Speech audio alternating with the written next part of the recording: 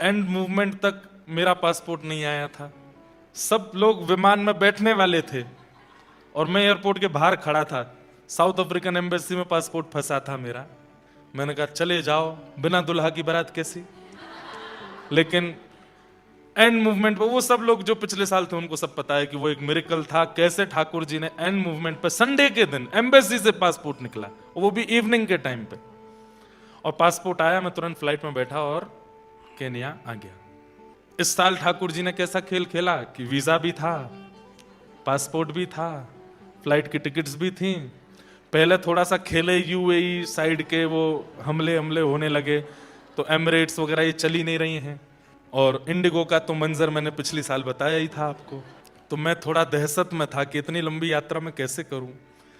लेकिन वो हुआ तो फिर दूसरे विमान मिल गए, उनसे आए तो यहां पहुंचते ही इंद्रेश आए हैं तो इंद्र तो बरसेंगे। असमय की बारिश। अब आए तो फिर यहां पे ऐसी वर्षा, वो भी असमय की बारिश, इतनी ताबड़तोड़ बारिश।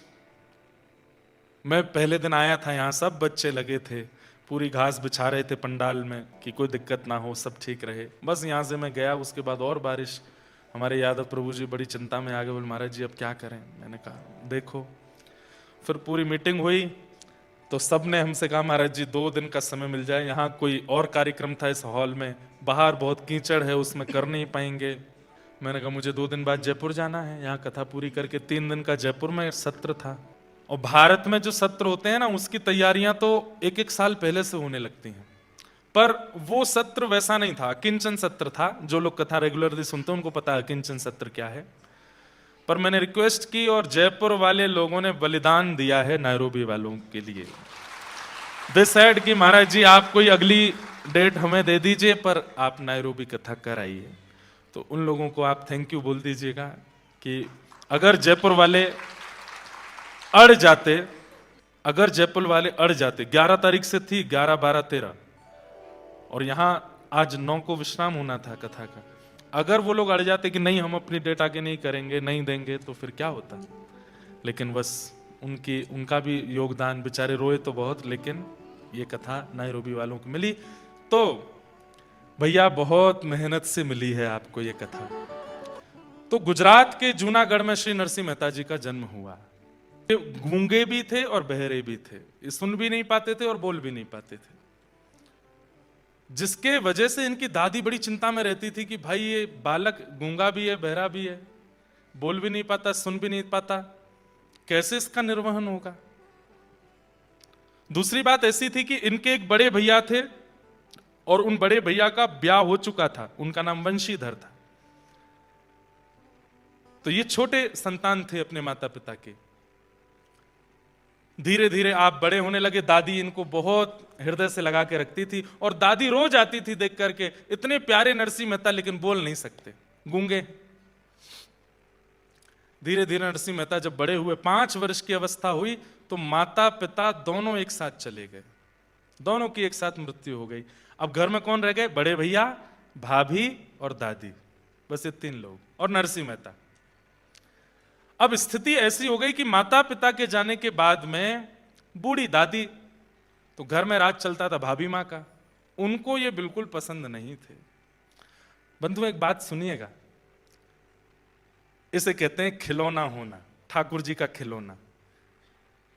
ठाकुर जी कई बार ऐसा करते हैं कि आपकी परीक्षा की स्थिति इतनी ज्यादा बढ़ा देते हैं। इन बातों को सुनकर डरिएगा नहीं, हाँ, कहीं आप लोग सोचो कि भाई ये तो छोड़ ही देते हैं भक्ति पर, ठाकुर जी ऐसा करने वाले तो नहीं। ठाकुर जी कई बार अति प्रियों को भी दूर कर देते हैं और फिर परखते हैं कि आप कैसे निर्वहन करेंगे। भक्तिमती मीराबाई के प्रसंग में भी ऐसा ही सुनने को आता है कि उनकी ससुराल में उनके सपोर्टर केवल 2 थे, एक उनके ससुर जी और एक उनके पति, जिनसे उनका ब्याह हुआ था।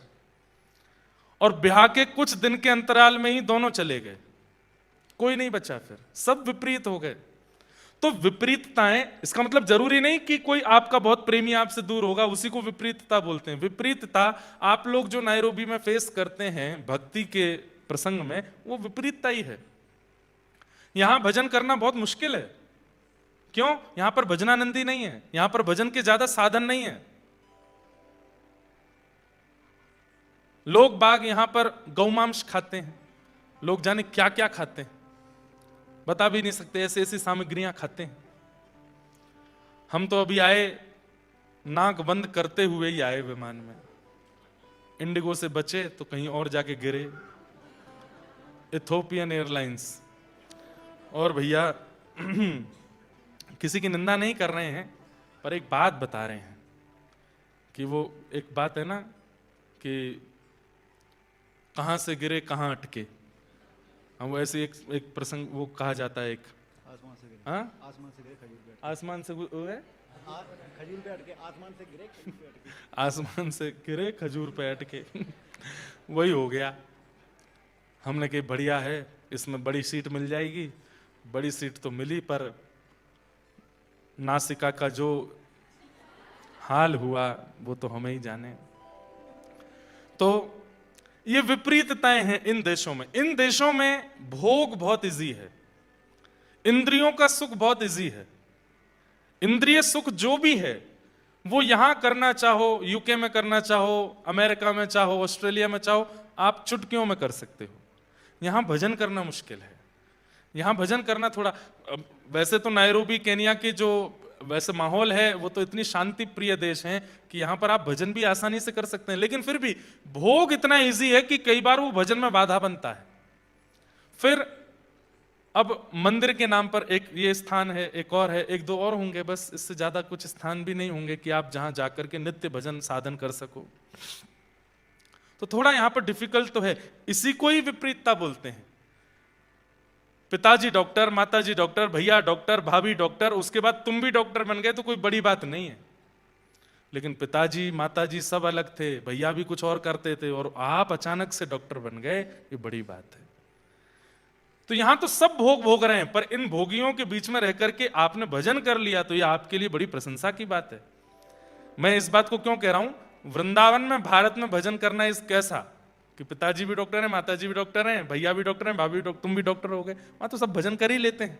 पर यहां रह के भजन करना बड़ी बात है। विदेश में रह करके भी अपने देश की संस्कृति को याद रखना ये बड़ी बात है। तो ये विपरीतता ही है। ऐसी विपरीतता ठाकुर जी देते रहते हैं भक्तों को ताकि वो चेक कर सके ये भजन करेगा कि नहीं। तो नरसिंह मेहता जी के माता पिता चले गए, भाभी मां उनको ज्यादा प्रेम करती नहीं थी, दादी बूढ़ी हो गई थी तो उनकी इतनी चलती नहीं थी। घर का भोजन बन जाता, जो जल जाता था वो नरसिंह मेहता को दे देते थे, बेचारे चुपचाप खा लेते थे। दादी कभी कभी बचा करके अपनी रोटी रख लेती, वो नरसिंह मेहता जी को खिला देती थी। और बस मन में एक ही चिंता होती थी कि हे विधाता, ये लाला कम से कम बोलने लगे, मेरी उम्र बढ़ती जा रही है, मेरे प्राण चले जाएंगे, और ये भाभी इसका बिल्कुल ध्यान नहीं रखती, इसके ये बड़े होकर के अपना पालन कैसे करेगा, कल को मेरे प्राण चले गए तो ये कैसे जिएगा। और इसी दुख के कारण उनकी दादी मां नरसिंह मेहता जी को लिए सब संतों के पास जाती, सबको कहती प्रणाम करो, और सब संतों से कहती आप हाथ धर के बस आशीर्वाद दे दो, बोलने लग जाए। सब संत आशीर्वाद देते थे, लेकिन होई सोई जो राम रचि राखा, राम जी जो चाहते हैं वही होता है। ऐसे कैसे बोलने लग जाएगा नरसिंह भगत। एक दिन बहुत दुखी हो गई दादी, उसको लगा कि अब मेरे बस प्राण चले। अब उसको बुखार भी आता था तो वो घबरा जाती थी कि हे विधाता अभी मेरे प्राण मत लेना, ये नरसिंह बोलने लग जाए फिर मैं चली जाऊं, भले ही ये कैसे जिएगा नहीं तो मेरे बिना।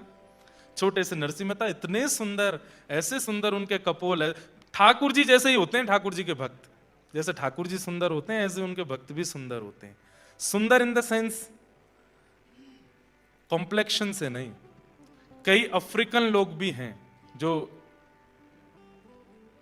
भक्ति वेदांत स्वामी श्रील प्रभुपाद जी की कृपा से भक्ति मार्ग में आ गए, और उनकी कृपा से जो भक्ति मार्ग में आए, ऐसे अफ्रीकन को भी देखोगे ना, वो भले ही रंग से सांवले हैं, सांवले तो नहीं है, काले हैं, लेकिन फिर भी उनमें वो ऐसे नहीं लगते, वो बुरे नहीं लगते, वो अच्छे लगते हैं। वो भी हमारे वृंदावन में भी कार्तिक मास में खूब सारे विदेशों से लोग आते हैं, अफ्रीकन भी खूब आते हैं, अच्छे लगते हैं। ऐसा उर्दपुंड लगाते हैं, धोती पहनते हैं, गले में माला पहन के शिखा रखते हैं, और बढ़िया जब मृदंग बजा के कीर्तन करते हैं कितने सुंदर लगते हैं, वो भी आकर्षक लगते हैं।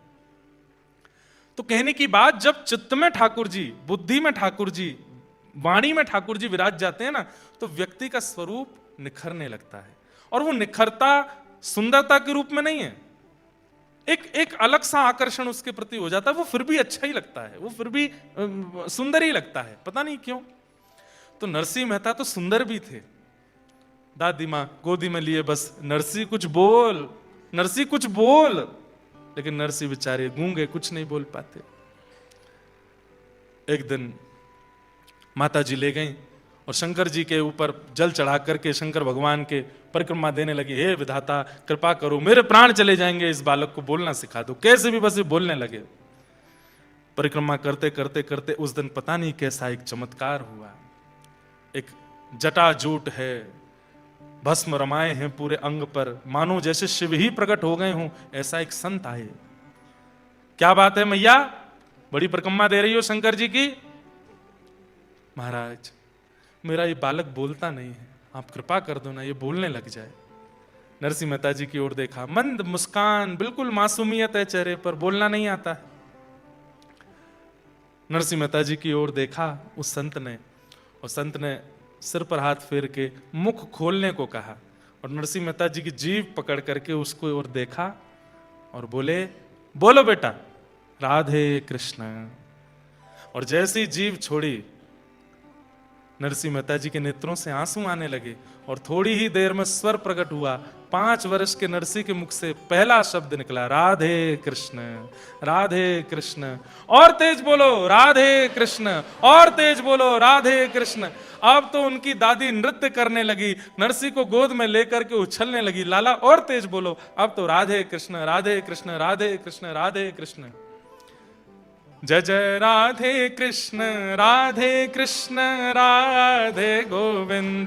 जय जय राधे कृष्ण, राधे कृष्ण, राधे गाइए, गोविंद। नरसिंह मेहता बोल रहे हैं, आप करताल बजाओ पाप प्रेम से। ओ जय जय राधे कृष्ण, राधे कृष्ण, राधे गोविंद।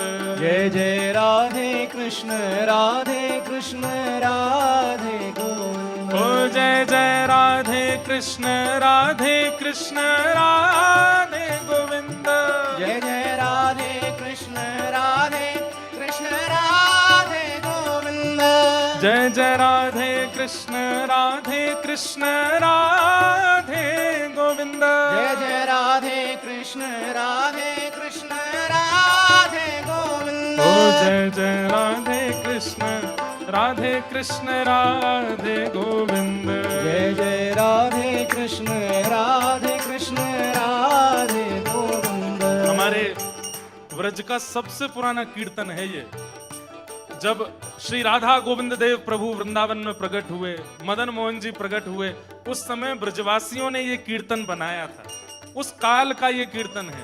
भाव से गाओ, करताल बजा के गाओ। जय जय राधे कृष्ण, राधे कृष्ण, राधे गोविंद। जय जय राधे कृष्ण, राधे कृष्ण, राधे गोविंद।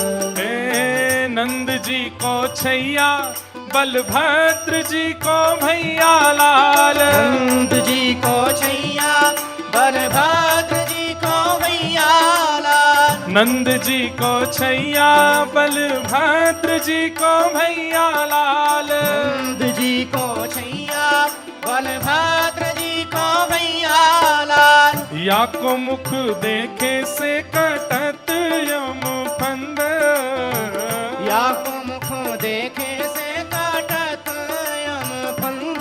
ओ या को मुख देखे से कटत यम फंद। ओ या को मुख देखे से कटत यम फंद। जय जय राधे कृष्ण, राधे कृष्ण, राधे गोविंद। जय जय राधे कृष्ण,